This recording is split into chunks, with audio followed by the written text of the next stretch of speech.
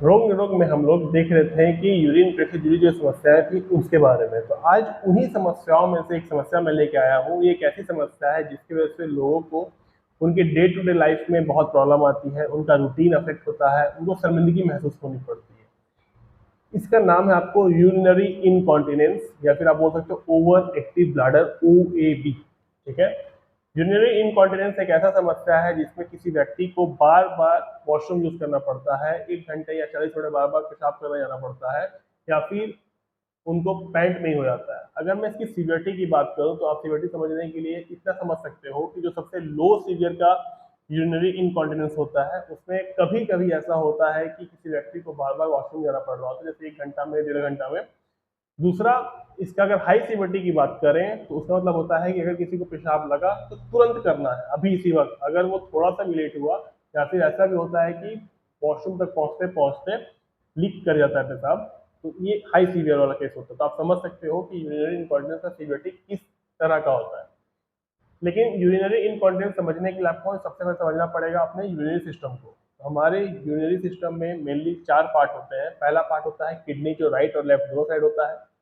Kidney जो होता है ये पेशाब को छानता है। किडनी से एक पाइप निकलता है जो ब्लाडर तक आता है, जिसको बोलते हैं यूरेटर। ये पाइप पेशाब को किडनी से छानने के बाद ब्लाडर में लेके आता है।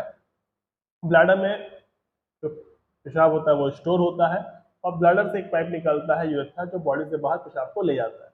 अगर हमारा इम्यून सिस्टम नॉर्मल तरीके से काम करता है तो किसी तरह का इनकॉन्टिनेंस पैदा नहीं होता है।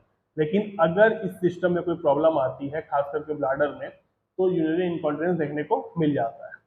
तो ये आपका यूरिन इनकॉन्टिनेंस का एक एनाटॉमी है। अगर मैं टाइप्स की बात करूं तो मेनली 4 तरह के यूरिनरी इनकॉन्टिनेंस होते हैं। सबसे पहला आपको होता है अर्ज इनकॉन्टिनेंस। आपको नाम से ही पता चल रहा होगा कि तुरंत लगना, ऐसा कैरेक्टरिस्टिक ही है कि तुरंत पेशाब लगना। ठीक है, अर्जेंटली लगना, आपको अभी लगा और अभी जाना ही पड़ेगा करने के लिए, वरना लीक होने का खतरा बढ़ जाता है। तो ये अर्ज इनकॉन्टिनेंस कहलाता है। इसको इसमें आप बोल सकते हो कि ओवर एक्टिव ब्लाडर होने की वजह से भी ये प्रॉब्लम आती है। तो किसी का ब्लाडर बहुत ज्यादा एक्टिव है, थोड़ा सा पेशाब भर रहा है, तुरंत जाना है, नहीं हुआ तो ब्लाडर कंट्रोल हो चुका होता है और पेशाब हो जाता है। सेकंड होता है आपको स्ट्रेस इनकॉन्टिनेंस। स्ट्रेस इनकॉन्टिनेंस तब होता है जब किसी का ब्लाडर के ऊपर स्ट्रेस पड़ता है किसी भी कारण से, जैसे मोटापा की वजह से, प्रेगनेंसी की वजह से, या कोई खाना की वजह से, या फिर कोई छींक रहा है, जोर से हंस रहा है, जोर से बोल रहा है, तो उसमें थोड़ा सा यूरिन लीक कर जाना, ये होता है स्ट्रेस इनकॉन्टिनेंस। किसी प्रकार का स्ट्रेस अगर ब्लडर में पड़ता है तो ये इनकॉन्टिनेंस देखने को मिलता है। मेनली ये तब होता है जब किसी का जो पेल्विक फ्लोर मसल्स और फाइबर होते हैं वो डैमेज हो जाते हैं, कमजोर हो जाते हैं, जिसकी वजह से पेल्विक ऑर्गन जो है अपना सपोर्ट ब्लडर को नहीं दे पाता है, सपोर्ट खो चुका होता है, तो ये प्रॉब्लम देखने को मिलती है। तीसरा आपको होता है ओवरफ्लो इनकॉन्टिनेंस। इसका मतलब है कि किसी का जो ब्लाडर है वो कंप्लीटली खाली नहीं हो पा रहा है। ठीक है, पेशाब करने गया, थोड़ा सा पेशाब ब्लाडर में रह गया, उसके बाद वो जब हाथ धो रहा होता है तो वो जो पेशाब रह गया वो लीक कर गया, ओवरफ्लो कर गया। ठीक है, तो ये आपका हुआ ओवरफ्लो इनकॉन्टिनेंस। ये समस्या आमतौर पे प्रोस्टेट की बीमारी से जूझ रहे पुरुषों में देखने को मिलता है। आखिरी होता है मिक्स्ड इनकॉन्टिनेंस, यानी दो या दो से अधिक कारण की वजह से किसी तरह का इनकॉन्टिनेंस पैदा होना। मेनली ये आपको अर्ज इनकॉन्टिनेंस और स्ट्रेस इनकॉन्टिनेंस का मिक्सचर होता है। तो ये आपके टाइप्स हो गए। अगर मैं काउजेस की बात करूं कि इनकॉन्टिनेंस क्यों होते हैं, तो इसके आपको अलग अलग हमारे एक्टिविटीज, हमारा लाइफ स्टाइल, खाना, या फिर बॉडी में अलग अलग चेंजेस इसके लिए कारण हो सकते हैं। तो मेनली कारण को 2 भाग में बांटा जाता है। एक होता है आपको टेम्पररी काउस और दूसरा होता है आपको परमानेंट काउस। टेम्पररी काउस को अगर आप देखें तो टेम्पररी काउस में जनरली हमारा जो फिजिकल एक्टिविटी है, जो लाइफ स्टाइल है, या फिर हम क्या खा रहे हैं, जो चीज हमारा इनकॉन्टिनेंस को बढ़ा देता है, ये उसमें आते हैं। खास करके वैसे खाना या ड्रिंक्स जो पेशाब के फ्लो को बढ़ा देते हैं, पेशाब ज़्यादातर बॉडी में पैदा बनाते हैं और बार बार यूरिन के लिए प्रेरित करते हैं, उसको बोलते हैं डायरेटिक्स।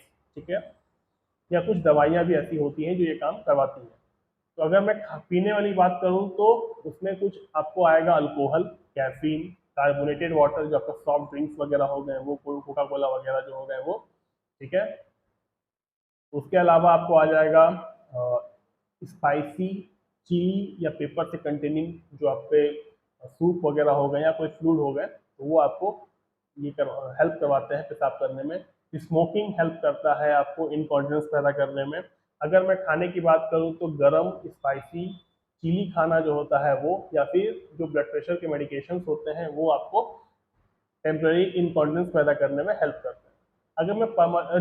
अगर मैं बात करूं कि कौन सी बीमारी इनकॉन्टिनेंस टेम्पररी पैदा करती है, तो दो तरह के प्रॉब्लम होते हैं जो टेम्पररी इनकॉन्टिनेंस पैदा होते हैं। जब ये बीमारी का इलाज हो जाता है तो इनकॉन्टिनेंस अपने आप खत्म हो जाता है। पहला आपको होता है यूरिन ट्रैक्ट इन्फेक्शन, और दूसरा होता है कॉन्स्टिपेशन यानी कि कब्जियत होना। अगर परमानेंट इनकॉन्टिनेंस के काउजेस की बात करूं तो बॉडी में बहुत सारे फिजिकल चेंजेस होते हैं जिसकी वजह से ये प्रॉब्लम देखने को मिल सकता है। जैसे सबसे पहला होता है आपको प्रेगनेंसी या फिर चाइल्ड डिलीवरी। प्रेगनेंसी के वक्त क्या होता है कि बहुत से हार्मोन्स बॉडी में चेंज हो रहे होते हैं, तो जिसकी वजह से हार्मोनल इम्बैलेंस पैदा होता है और इनकॉन्टिनेंस शुरू हो जाता है, बार बार महिलाओं को पेशाब लगने शुरू हो जाता है। दूसरा चीज क्या होता है कि जब प्रेगनेंसी बढ़ रहा होता है तो बॉडी का वेट बढ़ रहा होता है, ब्लैडर के ऊपर स्ट्रेस बढ़ता है, तो जिसकी वजह से स्ट्रेस इनकॉन्टिनेंस भी पैदा यहाँ पर देखने को मिलता है। तीसरा रीजन होता है कि जब नॉर्मल डिलीवरी होता है चाइल्ड का, यानी कि वजाइनल डिलीवरी होता है, तो उस केस में क्या होता है कि वजाइना में जो मसल्स होते हैं वो वीक हो जाते हैं, पेल्विक फ्लोर के मसल्स और फाइबर वीक हो जाते हैं, जिसकी वजह से जो प्रॉपर ब्लैडर का सपोर्ट होता है वो नहीं मिल पाता है और इनकॉन्टिनेंस पैदा हो जाता है। लेकिन ये प्रॉब्लम आपको धीरे धीरे ओवरकम भी हो सकते हैं। ठीक है। इसके बाद जो अगला कारण होता है परमानेंट इनकॉन्टिनेंस का, वो होता है एज। जैसे जैसे एज बढ़ती है, महिलाओं हो या पुरुष हो, उनमें ये प्रॉब्लम देखने को मिलता है, क्योंकि एज के साथ साथ हमारा मसल्स फाइबर और मसल्स जो होता है वो बहुत ज़्यादा वीक होना शुरू हो जाता है। तो एज के साथ ये प्रॉब्लम देखने को मिलते हैं, जिसमें ब्लैडर में कंट्रोल छूटने लगता है और बार बार पेशाब होना, रात में ज़्यादा पेशाब लगना, या कुछ बीमारियां एज के साथ होती है जैसे ब्लड प्रेशर और डायबिटीज, जो इनकॉन्टिनेंस पैदा कर देती है। इसके अलावा मेनोपोज महिलाओं में एक प्रॉब्लम क्रिएट करता है, क्योंकि मेनोपोज के बाद क्या होता है, जो एस्ट्रोजन हार्मोन होते हैं महिलाओं में वो अचानक से कम हो जाते हैं। ये एस्ट्रोजन हार्मोन रिस्पॉन्सिबल था जो ब्लाडर का वॉल है, लाइनिंग है, और जो हमारा उनका जो यूटेरस का लाइनिंग है उसको मेंटेन करने में। जब ये कम हो जाता है हार्मोन एस्ट्रोजन, तो वो लाइनिंग डिटोरिएट कर जाते हैं और इनकॉन्टिनेंस पैदा कर देते हैं।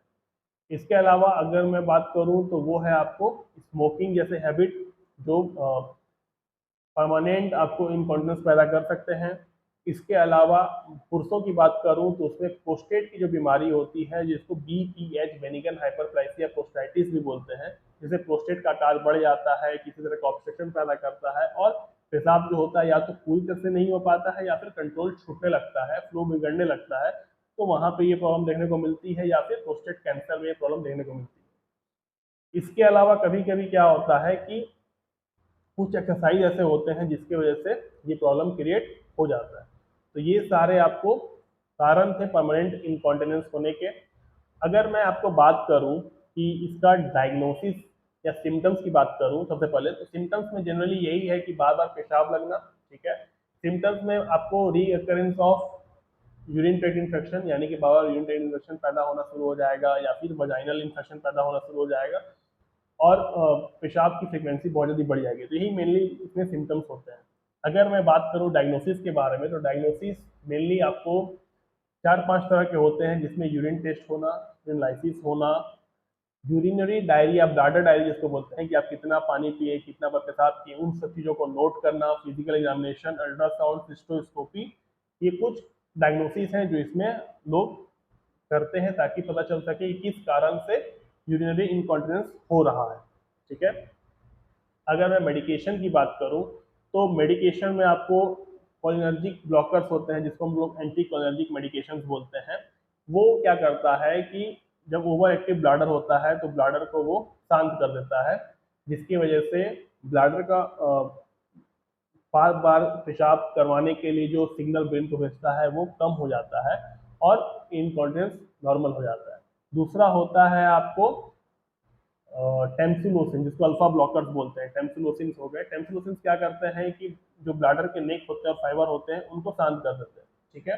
जिसकी वजह से क्या होता है कि जो प्रोस्टेट की वजह से प्रॉब्लम हो रही थी वो प्रॉब्लम बंद हो जाती है, ऑब्स्ट्रक्शन किसी तरह के बंद हो जाते हैं और किसी प्रकार का कोई प्रॉब्लम यहाँ क्रिएट नहीं होता है।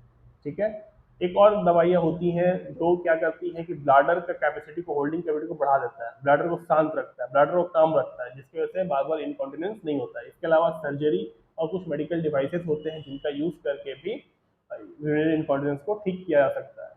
डायपर का यूज़ करना चाहिए इसमें, खासकर बूढ़े लोगों को जिनको अचानक से कंट्रोल छूट जाता है और रात में यूरिन लीक कर जाता है। अगर प्रिवेंशन की बात करें तो प्रिवेंशन में आपको वो सारे के सारे खाने जो पेशाब करवाने में हेल्पफुल होते हैं, जैसे कैफीन हो गया, कार्बोनेटेड वाटर हो गया, स्मोकिंग करना हो गया, इन सब चीज़ों को अवॉइड करना चाहिए। इसके अलावा प्रेगनेंसी के दौरान अपना ख्याल रखना चाहिए, स्पाइसी फूड, हॉट फूड को नहीं खाना चाहिए, फिजिकल एक्सरसाइज करना चाहिए, वेट मेंटेन करना चाहिए। इससे क्या होगा कि इनकॉन्टिनेंस नहीं हो पाएगा। उम्मीद है कि आपको ये वीडियो पसंद आया होगा। वीडियो में फिर मिलेंगे, तो अपना ख्याल रखिए। जय हिंद।